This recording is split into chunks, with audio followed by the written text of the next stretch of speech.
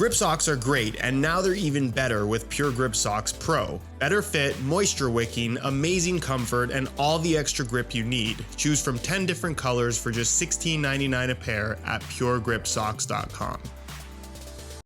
When knitted football boots first came onto the scene, part of what made them so popular and appealing to the average consumer was this presentation of a pair of football boots that offered the fit, comfort, and general feel of a pair of socks in football boot form, hence the term sock boot, and for the most part, I'd say that was pretty accurate. With that said, I think the knitted football boot concept has evolved quite a bit over the last couple of years, where the promise of a sock-like feel remains the same from pretty much every brand producing them, but what you're actually getting is an experience like that of a thin synthetic rather than a soft sock-like feel, which is a bit of a disappointment considering how good sock boots used to be. What's the point of making a football boot out of sock-like materials if they're not going to fit or feel anything like a pair of socks? Enter the brand new Puma Future Z 1.3, what is, in my opinion, far and away the best sock-like experience you're going to get in today's current football boot market. It has a retail price of $200, making it much more affordable than the vast majority of top-end models out there. And from a fit, feel, and comfort perspective, if you're looking for that sock-like sensation,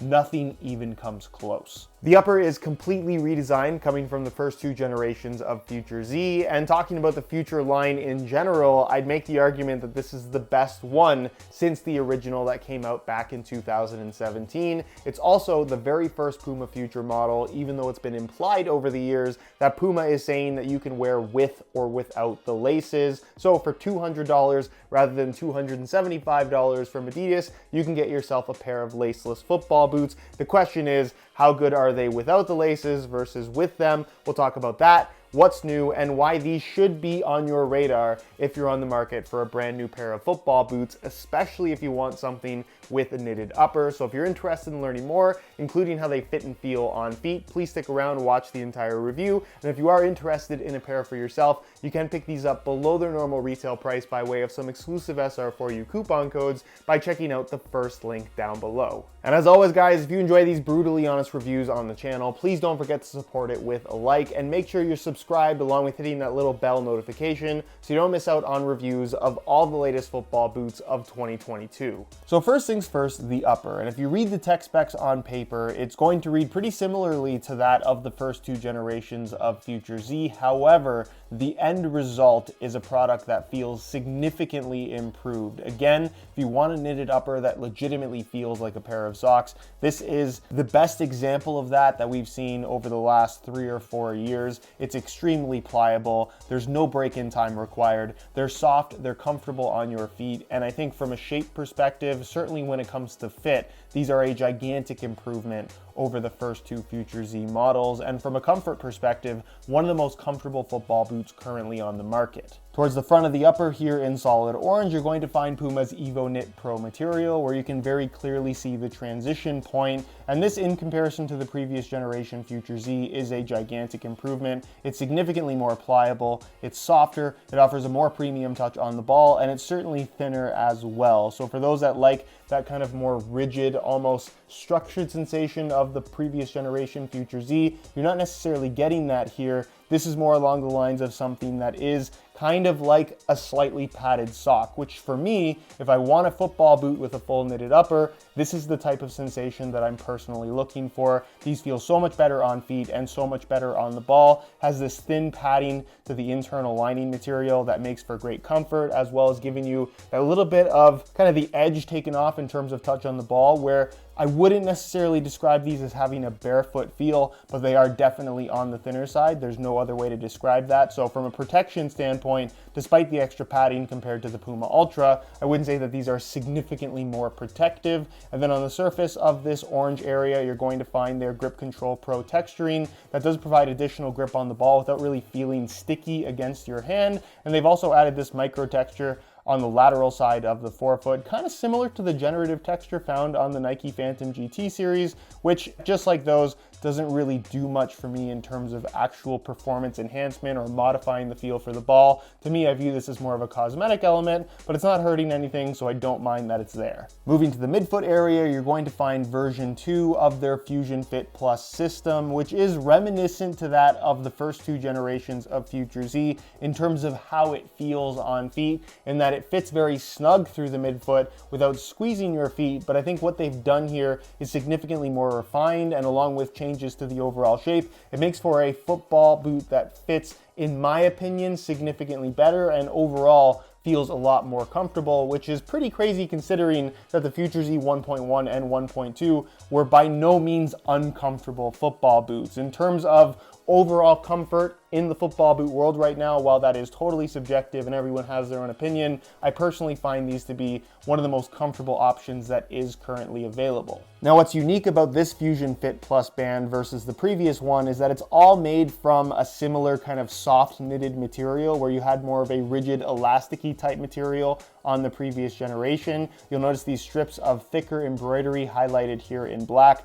Almost think of it as like a stretchy fly wire. It's not quite a solid cable, but you're gonna have added structure from these little lines that run across the top of the upper. It is also a little bit deceptive just based on how it looks from the outside, in that they've left a lot of this knit material completely exposed. However, if you look inside the boot, and maybe it's a little bit difficult to see because of the lighting, you'll find that there is actually a liner backing the sides of the upper. So this isn't free to just stretch and expand around your foot as you might expect it to based on how it looks. The only part that is free of any kind of internal structure is the area here across the top of the foot, which of course is covered up currently by the laces that I have on the boots that are unique in that how they're attached to the upper is by way of these knitted on tubes, I guess is the best way to describe them, that flow from the bottom all the way up to the top, that when you tie the laces tight, because they're attached to the outside of the upper rather than actual lace holes, they have that ability to stretch ever so slightly, meaning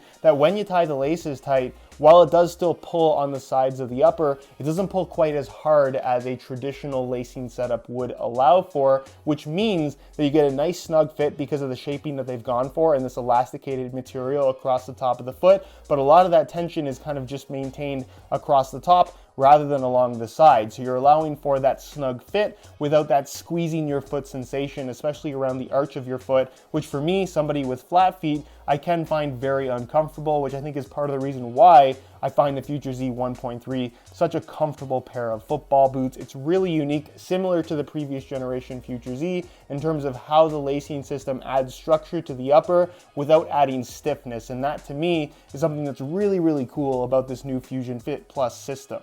But like I mentioned earlier, the Future Z 1.3 is a transformer. So should you not know how to tie your laces or just prefer not to have them, technically Puma is saying that you can wear these as laceless football boots. The only downside of that is visually you're left with these bumps on the outside of the football boot, and then the other downside would be the fact that they are worse as laceless football boots. I hate to call Puma out for just letting things slide, but this is really not a laceless pair of football boots despite what they might tell you. While this is a one-piece enclosure like we see with so many other football boots, that does cause a lot of people to just remove the laces and treat them as laceless, even though that was never how they were intended to be worn. What you're gonna find with this laceless system is that it really isn't one. It's fully elasticated material across the top of the foot, and quite honestly, there isn't enough tension provided by these thick embroidered stripes to really lock your foot in place. You can wear them without laces like you can most football boots with a one-piece upper. However, if you're looking for better lockdown, if you don't want your heel to slip, if you want the best objective performance out of your football boots, including better overall comfort,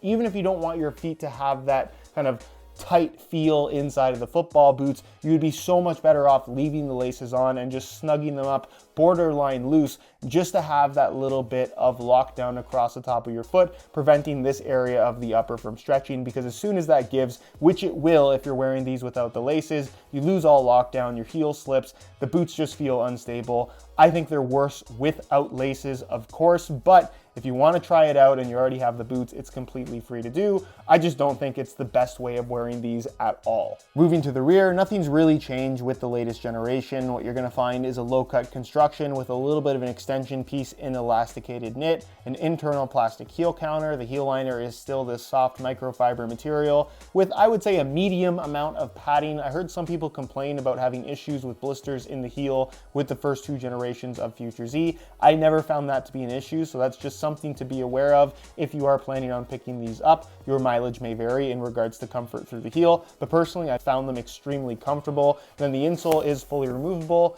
It features their nice nano grip lining on the surface, which has this almost soft silicone-like texturing to it, despite looking kind of like a normal mesh. I really like that. It does a nice job of gripping your socks slightly just to prevent slippage inside of the football boots, and it's made from a single layer of black foam with this perforated yellow foam inserted through the heel and forefoot, basically the entire underside. Moving to the base of the boot, despite all the changes made to the upper, the sole plate and stud pattern remains the same compared to the first 2 generations of Future Z. It's still their dynamic motion system made from a PBA or P-Bax material. They're calling it PBA because they don't want to pay the licensing fee, and if that means they get to lower the retail price of the football boot for us consumers, I'm perfectly okay with that. But the end result is a sole plate that I don't think is really a standout in today's football boot market because there are so many amazing sole plates out there. It's got a nice solid feel underfoot without feeling overly stiff in any way. In general, I think it works well with the upper, and I don't think it is a deal breaker with this football boot. It's certainly not holding it back in terms of performance, but I really do feel like if they took the sole plate from the Puma Ultra and put it on the Future Z 1.3, the boots would just be better off for it. Nonetheless, the FG-AG stud pattern, which again, similar to the whole laced or laceless thing, I'm not in love with that branding from Puma in that this is very much an FG stud pattern with these kind of half circle shaped studs. They definitely have more of a bladed feel than I think you might expect, but because of that rounded outside edge, they do twist and pivot a little bit more easily than something with a true straight up bladed stud pattern. So something to keep in mind. To me, it's a very average sole plate and stud pattern, but certainly from a performance standpoint, it does get the job done. Which brings us to the weight, where you're probably curious to know whether or not the new Future Z is lighter or heavier than the model it replaces, which is why we're gonna weigh them both in real time on the scale, both in the same size, 9.5 US. We'll start off with the outgoing Future Z 1.2. They weigh in at 7.6 ounces, the equivalent of 216 grams. Change the scale back to ounces, and we'll throw on the Future Z 1.3, which weighs in at 7.6 ounces, the equivalent of 216 grams, which I don't think we've ever seen before when it comes to 2 football boots that legitimately have very different uppers. They are not even 1 gram apart in terms of weight, exactly the same. And as far as top end football boots go, it's on the lightweight side of things, but definitely not a standout. On feet, I think the Future Z 1.3 is a gigantic improvement compared to the Future Z 1.1 and 1.2 that it replaces. While I like the Fusion Fit Plus band on the original Future Z, I felt like the upper in general lacked cohesiveness, where it felt like the forefoot, the midfoot, and the heel area were 3 separate parts to the upper that didn't really work well together, where this feels like a one-piece knitted upper that has really nice flow and consistency to it. The midfoot area, I think, is significantly more soft and flexible than what we had from the previous generation Future Z, and it wraps your foot much more closely while also being equally as comfortable, which I think is really important. And then the knit material through the forefoot is just much softer, it's thinner, it's more pliable, it feels significantly better in every single way. What's unique about this variation of the Fusion Fit Plus band is that with the laces tied tight, it snugs up the area across the top of the upper without squeezing your feet, while still maintaining that snug fit. And that's what I think is so unique about the fit and feel of this particular football boot compared to just about anything else, is that you get that one-to-one sensation without feeling like your feet are being suffocated, which I think is really the main selling point of the Future Z 1.3, at least as it relates to fit. Remove the laces, however, and you end up with a laceless pair of football boots that I would say is pretty below average in terms of overall lockdown. As soon as you bend your foot or any stress is placed on the upper, that area across the top of the foot just stretches really, really easily, causing your heel to lift, causing your foot to slip inside of the football boots. Honestly, they just feel sloppy without the laces. It's not to say that you couldn't wear them as laceless football boots, and if you have a pair and you want to try it out, be my guest. But in my opinion, by removing the laces, you are simply making these football boots more unstable and honestly just worse in regards to fit and comfort. something to try, but not necessarily something that I would recommend. As far as width is concerned, they have decent width to them, to the point where I think they are going to fit most people. Again, just keep in mind that they do fit snug through the midfoot, but that is by design. It's not necessarily going to be uncomfortable because of that tight wrap. And then as far as sizing is concerned, I'm wearing these in my usual size 9.5 US, and just like the previous generation Future Z, they do run about a quarter size long. Not necessarily long enough to where I can personally justify going down half a size, but it is something to keep in mind if you are planning on picking these up. For most people, however, true to size should be the way to go. So in conclusion, if you are on the market for a new pair of football boots and comfort is a priority, I don't see how you wouldn't consider